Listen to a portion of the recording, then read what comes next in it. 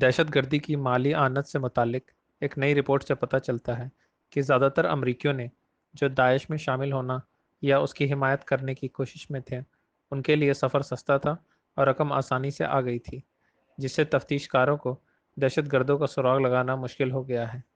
Report میں کہا گیا ہے کہ چند استثناءات کے علاوہ امریکہ میں مقیم داعش کے حامیوں کی اکثریت نے غیر معمولی مالی آنت کا نشان چھوڑا۔ مالی آنت کے چھوٹے نشانات تفتیش کاروں کے لیے چیلنج کی نمائندگی کر سکتے ہیں، کیونکہ دہشت گرد سے وابستہ افراد کے خلاف قانونی ثبوت کے طور پر اکثر مالی کارروائیوں پر انحصار کیا کرتے ہیں۔